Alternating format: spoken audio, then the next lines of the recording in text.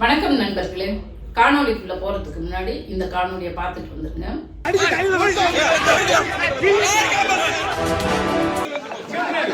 ராஜ்வாரிக்குள்ள கொண்டு போய் அதிக பாக்குறாங்க. துப்பாக்கி முறையில மிரட்டுறாங்க. துப்பாக்கி முறையில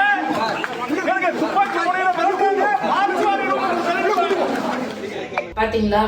என்னை போலீஸ் வச்சு கொல்ல வராங்க, துப்பாக்கி முனையில மிரட்டுறாங்க அப்படின்னு சொல்லிட்டு விளாத்திக்குளம் எம்எல்ஏ மார்கண்டேயன் அவர்கள் அவருக்கு போலீஸால ஏற்பட்ட அச்சுறுத்தல்கள் குறித்து ஒரு மாதிரி பதட்டமா அது போலீஸ் வந்துட்டு மருத்துவ காவலுக்காக கூட்டிகிட்டு போய் கோர்ட்டில் சரண்டர் பண்ணுறதுக்கு முன்னாடி மருத்துவ காவலுக்கு கூட்டிகிட்டு போவாங்க. கூட்டிகிட்டு போகும்போது தான் இந்த ஸ்டேட்மெண்ட்டை கொடுக்குறாரு. இந்த ஸ்டேட்மெண்ட் எதுக்காக மருத்துவ காவலுக்காக போகிறாங்க, எதுக்காக நீதிபதிகிட்ட சரண்டர் பண்ணுறாங்கன்னா எல்லாத்துக்கும் தெரியும் விஷயம் என்னன்னு. அதாவது அந்த காணொலியும் காட்டியிருக்கேன் பாருங்க. மானகட்ட தமிழ்நாட்டினுடைய முதலமைச்சர் உன்னை சட்டமன்றத்துக்குள்ள வச்சு பாத்துக்கிறோம்டா. நாங்க என்ன கோமாளி பையில நினைச்சுக்கிட்டு இருக்கிற சட்டமன்றத்தை பூட்டுவானா? பூட்டினா உனக்கு எலும்பு இருக்காது, உடைச்சிட்டு தான் உன்னை விட அடிப்பு விடுவானா. இதுதான் சப்ஜெக்ட்.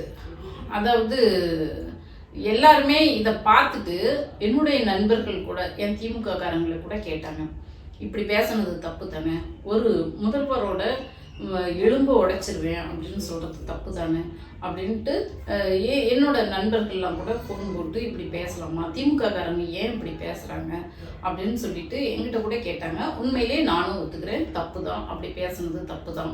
அப்படி யாராக இருந்தாலும் பேசக்கூடாது, யாரையும் பேசக்கூடாது, முதல்வரையும் பேசக்கூடாது. ஆனால் ஏன் அவர் அப்படி பேசினாரு அப்படின்ட்டு தான் நம்ம பார்க்கணும் இல்லையா? இப்போ முதல்வர் இதில் கரூரில் போய் பேசும்போது இவங்க நம்ம பேசுறத கேட்காம ஓடுறாங்க அப்படின்னு சொல்லிட்டு ஓடாமல் இவங்களை வச்சு பேசணும்னா பூட்டிவிட்டு தான் பேசணும், சட்டமன்றத்தை பூட்டி வச்சு தான் பேசணும் அப்படின்னு சொல்லிட்டு பேசினாரு. அப்போ முதல்வருக்கு பதில் சொல்லும் விதமாகத்தான் இது எதிர்வினையாற்றி இருக்கிறாங்க.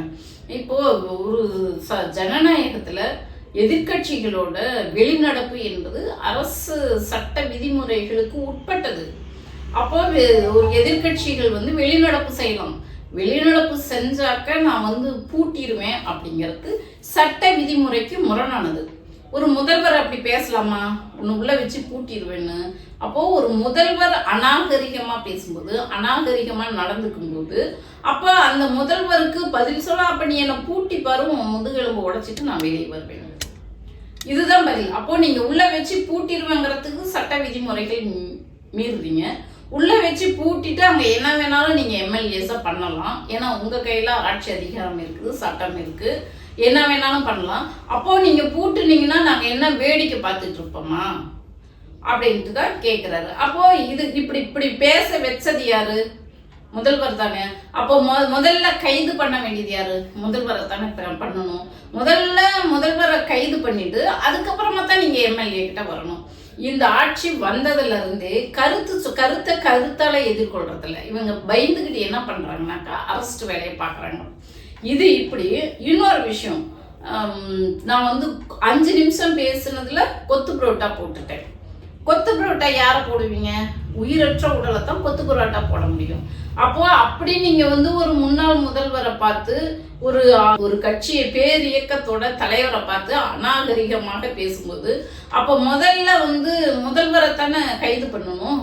அப்படி அது மாதிரியான வார்த்தைகளை பேசலாமா? அப்ப நீங்க பேசுவீங்க, நாங்க என்ன வாயில வெள்ள சப்பிட்டு உட்காந்துட்டு இருப்போமா? எங்க எம்எல்ஏக்கள் பேச மாட்டாங்களா? அவங்க என்ன கை பூ பறிச்சுக்கிட்டு உட்காந்துட்டு இருக்குமா? அப்ப முதல்வர் என்ன வேணாலும் பேசலாமா? நீங்க பேசினா நாங்களும் தான் பேச செய்வோம். அப்புறம் என்ன சொன்னாரு? டேஷ் போட்டு பேசுறாரு. அந்த கரூர் மீட்டிங்ல பேசும்போது டேஷ் போட்டு பேசினா அந்த டேஷ்ல என்னத்தை ஃபீல் பண்றது? நான் கொலை பண்ணிடுவேன் அப்படின்னு ஃபீல் பண்ணிக்கலாமா? இல்லை உன்னை வெட்டிடுவேன்னு சொன்னாரு அப்படின்னு ஃபீல் பண்ணிக்கலாமா? என்னத்தை ஃபீல் பண்றது? உன்னை காலி பண்ணிடுவேன்னு சொல்லி ஃபீல் பண்ணிக்கலாமா? ஒரு முதல்வர் அப்படி பேசலாமா? டேஷ் போட்டு பேசலாமா? அப்போ நீங்க பேசுவீங்க, நீங்க பேசுனதுக்கு நாங்க எதிர்வினையாற்றாமல் இருக்க முடியுமா? நாங்க என்ன உப்பு போட்டு சோறு தின்றது இல்லையா? எங்களுக்கு ரோசம் வராதா? நீங்க பேச வச்சு நாங்க வேடிக்கை பார்த்துட்டு உட்காந்துட்டு இருக்கணுமா? இது என்ன ஜனநாயகம்? அப்ப முதல்ல நாகரிகமா நடந்துக்கணும்ல, நாகரிகமா பேசணும்ல. அதைத்தான் அவர் பேசினாரு. நீங்க பூட்டி பாரு சொல்லுவாருல்ல, அது ஒரு பக்கம். திருச்சியில பேசும்போது வாயில நல்லா வந்துடும். என்னது வாயில நல்லா வந்துடும். நீங்க போனதும் நன்றி அறிவிக்க போனீங்க. திருச்சியில நன்றி அறிவிக்க போனவங்க அந்த மக்களுக்கு நன்றி சொல்லல. நன்றி சொல்லாம மாறா திமுகவை திட்டுறதுக்கு தான் அங்க போயிருக்கிறீங்க. நன்றி சொல்ல போன இடத்துல திமுகவை திட்டுறீங்க. என்ன வாயில நல்லா வந்துடும். நல்லா வந்துருன்னா என்ன வரும்? எங்களுக்கு வராத வாயில? நாங்க பேச மாட்டோமா? நீங்க மட்டும்தான் பேசுமா? அப்ப எங்களை பேச வைக்கிறது யாரு? நாங்களும் எவ்வளவோ நாகரிகமா பேசணும், நாகரிகமா அரசியல் பண்ணணும்னு நாங்களும் பண்ணிட்டு தான் இருக்கோம். இவ்வளோ நாள் இந்த பிரச்சனை வந்ததா? இத்தனை வருஷமா நாங்கள் அரசியல் பண்ணிட்டு தானே இருக்கோம். இவ்வளோ நாள் வந்ததா? ஏன் இந்த முதல்வர் வந்ததுக்கு அப்புறம் மட்டும் இப்படி வரணும்? ஏன்னா முதல்வருக்கு ஜோசப் விஜய்க்கு அரசியல்னா என்னன்னு தெரியல, நாகரிகம்னா என்னன்னு தெரியல, ஒழுக்கம் இல்லை, சுய ஒழுக்கம் இல்லை, அரசியல்லையும் ஒழுக்கம் இல்லை, தனிப்பட்ட வாழ்க்கையிலையும் ஒழுக்கம் இல்லை. அப்படி நீங்க தரம் தாழ்ந்த வார்த்தைகளை பேசும்போது மரியாதை கொடுத்து தான் மரியாதை வாங்கணும். நான் மரியாதை கொடுக்க மாட்டேன், நீ மட்டும் என்ன மதினா எப்படி மதிப்போம்? எப்படி மதிப்பாங்க? நான் கூட தான் இப்ப பேசுறேன். பேசுனா என்னை கைது பண்ணுவீங்களா? கருத்தால எதிர்கொள்ளணும். ஏன் உங்க ஆதவர்ஜுனம் முட்டாள் முதல்வரே அப்படின்னு சொல்லும்போது நல்லா இனிச்சுக்கிட்டு இருந்ததா? அப்பயே கைது பண்ணி இருந்திருக்கணும். நாங்க இது கருத்தால எதிர்கொள்ளணும். இவங்க இந்த ஆளுங்கள்லாம் கைது பண்ணி பெரிய ஆளாக்க வேணான்னு எங்க முதல்வர் எங்க தலைவர் விட்டுட்டாரு. 41 பேரை கொன்னுட்டு ஓடும்போது விபத்தை ஏற்படுத்தினதுக்காக அப்பயே கைது பண்ணி இருந்திருக்கணும். விட்டுட்டாரு. அப்புறம் சிஎம் அங்கிள், ஸ்டாலின் அங்கிள் அப்படிலாம் பேசும்போது கைது பண்ணணும்ல. நீங்க எப்பயுமே மரியாதையே கொடுக்க மாட்டீங்க. வந்ததுல இருந்து இதே மாதிரி தான் அனாவசியமான வார்த்தைகள், நாகரிகமற்ற பேச்சுக்கள், நாகரிகமற்ற செயல். சட்டமன்றத்துல போய் இது என்ன? அது சட்டமன்றத்துல அந்த செயல் செய்யக்கூடிய இடமா? நாங்க செஞ்சோம்ல. அரசியல்ல வெற்றி தோல்வி என்பது சகஜம். அது எல்லா தலைவர்களுக்கும் வெற்றியும் வரும், தோல்வியும் வரும். நாங்க பார்க்காத வெற்றியும் இல்லை, நாங்க பார்க்காத தோல்வியும் இல்லை. அது வேற விஷயம். ஆனா நாகரிகம்னு ஒண்ணு இருக்கணும் இல்ல. சும்மா சகட்டு மேனிக்கு யார வேணாலும் என்ன வேணாலும் பேசலாம்னு பேசிட்டு இருந்தா, பேசினா கருத்தால எதிர்க்கணும். நீங்க பேசுறீங்க, அதுக்கு நாங்க ரிப்ளை கொடுக்குறோம், எதிர்வினையாற்றுறோம். நாங்க என்ன உங்களுக்கு அடிமை? அப்படி கை கட்டி நின்றுட்டு இருக்கிறதுக்கு உங்களுக்கு அடிமையா? தோத்துட்டா அடிமையாயிருமா? நீங்க பேச வச்சு பேசுங்க ஐயா, நாங்க அடிமையா அப்படி நிக்கிறோம்னு நிக்கிறதுக்கு என்ன வேணாலும் பேசுவீங்களா? நீங்க ஆளுங்கட்சியா இருந்தா சட்டம் எல்லாத்துக்கும் ஒண்ணு தானே, எல்லாத்துக்கும் பொதுவானது தானே சட்டம். ஆளுங்கட்சிக்கு ஒரே சட்டம் தான், எதிர்கட்சிக்கும் ஒரே சட்டம் தான். அப்படி இருக்கும்போது நீங்க முதல்வரை தானே, ஜோசப் விஜய் தானே கைது பண்ணணும். எதுக்கு எங்க எம்எல்ஏவை கைது அன்னைக்கு அனிதா ராதாகிருஷ்ணனை கைது பண்ணீங்க, இன்னைக்கு இவரை கைது பண்றீங்க. ஒரு மாற்றுத்திறனாளி அவரு தன்னுடைய கருத்தை சொன்னாருன்றதுக்காக அவரை கைது பண்றீங்க. சோசியல் மீடியாவில் ஒருத்தர் அவரு வினோத்ன்றவர், அந்த தம்பியை கைது பண்றீங்க. இன்னொரு தம்பி ஜெயக்குமார்னு ஏதோ ஒரு பேர் வரும், ஜென்சில பரப்புரை பண்ணிட்டு இருக்குது, அந்த தம்பியை கைது பண்றீங்க.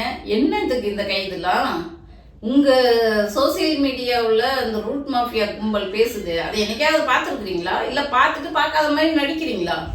அவங்க பேசாத ஆபாசமா? இந்த ஆஸ்திரேலியாவில இருந்து ஒருத்தன் பேசுவானே, ஒரு குரங்கு மாதிரி, அவன்லாம் மனுஷனா? அவன் பேசாது. எங்க முதல்வராக இருக்கும்போது எங்க முதல்வரை எவ்வளவு தரம் தாழ்ந்து பேசணும். அப்பயே நாங்கள் அவனை கைது பண்ணுங்க, இவன் பேச்சை கேட்க முடியல, ரொம்ப அனாவசியமா பேசுறான்னு நாங்கள் அடியா அடிச்சுக்கிட்டோம். எங்க தலைவர் இவங்கெல்லாம் பெரிய ஆளாக்க வேண்டாம்னு விட்டுட்டாங்க. ஆனா அந்த நாகரிகம் இந்த ஜோசப் விஜய் கிட்ட இருக்கா? அந்த நாகரிகம் இருக்கா? பயந்து ஓடி போய் ஒளியுறீங்க, கைது பண்றீங்க. அரசியல் இத்தனை வருஷமா அரசியல் யாராவது அவதூறுக்கு கைது பண்ணியிருக்காங்களா? அவதூறுக்கு விதிமுறைகள் இருக்குதா கைது பண்றதுக்கு? அப்படி கைது பண்ணணும். முதல்வரை தானே கைது பண்ணணும். நீங்கள் வந்து எத்தனை பேத்த வேணாலும் கைது பண்ணுங்க. இந்த கைதுக்கு சிறைக்கு போகிறதுக்கு இதுக்கெல்லாம் நாங்கள் வந்து பயப்பட மாட்டோம். அப்புறம் உங்கள் இந்த ரூட் மாஃபியா கும்பல் வந்து கமெண்ட் பண்ணுறவங்களாம் ஊழல் பண்ணீங்கல்ல, இத்தனை வருஷமாக கொள்ளையடிச்சிங்கல்ல அப்படின்ட்டு எதுக்கு எடுத்தாலும் அதையே சொல்லுதுங்க. நீங்கள் என்னமோ நல்லவர் மாதிரி நல்லவர் மாதிரி எதுக்கு எடுத்தாலும் அதையே இந்த பிள்ளைங்க வந்து சொல்லி தொலையுதுங்க. கமெண்ட்ல பண்ணுறவங்களோ தோத்தும் அடங்க மாட்டீங்க, தோத்தும் திருந்த மாட்டீங்க. எதுக்கு நாங்கள் திருந்தணும்? என்ன நாங்கள் தப்பு பண்ணோம் திருந்தணும்? இப்போவும் சொல்கிறேன், ஒரு கவர்ச்சியை நம்பி மக்கள் ஓட்டு போட்டுட்டாங்க. இவர் ஏதோ பெரிய போராளி தியாகி அப்படின்லாம் நம்பி போடலை. ஒரு மாற்றம், 2 கட்சிகளும் மாற்றி மாற்றி ஆண்டுட்டு இருக்காங்க. ஒரு மாற்றத்தை வேணும்னு எதிர்பார்த்தாங்க, அதனால மக்கள் போட்டுட்டாங்க. அதுக்காக இந்த ஆண்ட கட்சிகள் மேலே குறை நீங்கள் ஒன்றும் அப்படி ஒன்றும் ஒரு பெரிய தியாகி ஒன்றும் இல்லை. அதுக்காக இந்த இந்த கட்சி தான் வந்துட்டு 60 வருஷமா இந்த இயக்கத்துக்கு இந்த நாட்டுக்கு உழைச்சது தான் இன்னைக்கு தமிழ்நாடு வந்து 2வது இடத்துல இருந்தது ஜிடிபி வளர்ச்சியில். இன்னைக்கு 3வது இடத்துக்கு தள்ளி இருக்குது தொழில்துறையில். இந்த மேடம் கீர்த்தனா மேடம் வந்தாங்க, வந்துட்டு இன்னைக்கு 2வது இடத்துல இருந்து 60 நிலையில 3வது இடத்துக்கு தள்ளிட்டாங்க. முதல் இடம் மகாராஷ்டிரா வருது, 2வது இடம் குஜராத் வருது. உங்க லட்சணம் இப்படி சந்தி சிரிச்சிட்டு இருக்குது. திருமண பக்கம்லாம் ஊழல், வழக்கறிஞர் நியமனத்துல ஊழல், கோயில் சொத்தை எல்லாரும் முருகனுக்கு போய் மொட்டை அடிப்பாங்க. இவங்க முருகனுக்கே மொட்டை அடிக்கிற ஆளுங்களா இருக்கிறாங்க. கோயில் சொத்தை விற்கிறாங்க. எல்லா கல்குவாரிகளை எல்லாம் ஆட்சிக்கு வந்தோம்னா 20 மூடனாங்க, 30 மூடனாங்க. அப்படியே கணக்கு வழக்கு இல்லாமல் அடிச்சு விட்டாங்க. மூடன மாதிரி மூடி இப்போ எல்லாத்துக்கிட்டையும் பணத்தை லட்சத்தை வாங்கிக்கிட்டு இப்போ எல்லாத்தையும் திறந்து விட்டுக்கிட்டு இருக்கிறாங்க. இதுக்கு பேர் ஒரு ஆட்சி, இதுக்கு பேர் ஒரு முதல்வர். இந்த முதல்வரை நாங்கள் எதுவும் கேள்வி கேட்கக்கூடாது. முதல்ல இந்த மாதிரி நீங்கள் எத்தனை பேர் வேணாலும் கைது பண்ணிக்கிங்க. கைதுக்கு பயப்படுறாலும் நாங்கள் கிடையாது. நீங்கள் ஒழுங்காக மரியாதையாக பேசினா மரியாதை கிடைக்கும். இல்லைன்னா நீங்கள் என்னத்தை கொடுத்தீங்களோ அதைத்தான் நாங்கள் திருப்பி உங்களுக்கு கொடுப்போம். இதுக்கெல்லாம் பயந்துக்கிற ஆள் நாங்கள் இல்லை. நீங்கள் கைது பண்ணுங்க, எத்தனை பேர் வேணாலும் கைது பண்ணுங்க. நானும் தான் இப்போ அதை சொன்னேன். விளாத்திக்குளம் எம்எல்ஏ பேசுனது, மலர்கண்டன் பேசுனது சரிதான். நீங்கள் என்ன பேசுனீங்களோ அதுக்கு எதிர்வினை நிகழ்த்தி இருக்கிறாரு, சரிதான். இப்போ சொல்கிறேன், வேணா என்னையும் வந்து கைது பண்ணுங்க. சரிதான் போதே நான் என்னுடைய கருத்து அதுதான் அர்த்தம். அப்புறம் இந்த விசிகேவோட சமூக நீதித்துறை அமைச்சர் வன்னியரசு எல்லாத்துக்கும் முதுகெலும்பு இருக்குது, அதை மனசுல வச்சு பேசுங்க. ஆமா, எல்லாத்துக்கும் முதுகெலும்பு இருக்குது தான். ஆனா உங்களை மாதிரி ரெட்டை நாக்கு யாருக்கும் இல்லை. என்ன உங்க முதல்வர் கொத்து புரோட்டா போட்டுருவோம் அப்படின்னு சொல்லும்போது எங்க போனீங்க? ஏன் இப்ப கண்டிச்சு கேட்கல? ஏன் அவர் மேல கேஸ் போட சொல்லல? பூட்டிடுவேன், சட்டமன்றத்தை பூட்டிடுவேன்னு சொல்லும்போது எங்க போனீங்க? ஏன் அதையும் கேட்கல? நீங்க வந்துட்டு ஆதரவு கொடுக்கத்தான் போனீங்களா, இல்ல அடிமையா போனீங்களா? அவரு அப்படித்தான் பேசுறாரு. திருச்சி வேலுச்சாமி அவரு இது கைது பண்ணலன்னா மக்கள் மத்தியில வன்முறையை தூண்டுறியா? அந்த மக்கள் பார்த்துட்டு தானே இருக்கிறாங்க. இந்த வீணா போன சிஎம் என்ன பேசுறாருன்னு பார்த்துக்கிட்டு தானே இருக்கிறாங்க. அரசியலும் தெரியல, எப்படி பேசணும்னு தெரியல, நாகரிகமா ஒரு எதிர்கட்சியை எப்படி விமர்சனிக்கணும்னு தெரியல, ஒண்ணுமே தெரியல, தத்தி. அப்புறம் நாங்கள் முட்டாள் முதல்வர்னு சொல்லாம வேற என்ன சொல்ல முடியும்? இவ்வளோ நாளா இத்தனை வருஷத்து அரசியல் இவ்வளோ பிரச்சனை வந்ததா? அதிமுகவும் இருக்கு, நாங்களே இருந்துருக்குறோம். இந்த மாதிரி பிரச்சனை வந்ததா என்னைக்காவது? இல்லையே. ஏன் டிவிக்கே வந்ததுக்கு அப்புறம் இந்த முட்டாள் முதல்வர் வந்ததுக்கு மட்டும் பிறகு இந்த பிரச்சனை வருது? ஏன்னா முட்டாள் முதல்வர் எப்படி அரசியல் பண்ணணுன்னே தெரியல, தத்தியா இருக்கிறாரு. அப்புறம் பிரச்சனை வரத்தான் செய்யும். கைது பண்ணிக்கிங்க, நீங்க எத்தனை பேர்த்த வேணாலும் கைது பண்ணிக்கிங்க. எப்படி நாங்கள் வந்து கோர்ட்டில் சந்திச்சுக்குவோம். இன்னைக்கு வந்துட்டு எங்கள் எம்எல்ஏவை வந்து துப்பாக்கி முனையில் மிரட்டி இருக்கிறீங்க, அதுக்கு எல்லாம் உரிய பதில் கிடைச்சே ஆகணும். ஒரு எம்எல்ஏவை துப்பாக்கி முனையில் மிரட்டுறது அவ்வளோ சாதாரண விஷயம் இல்லை.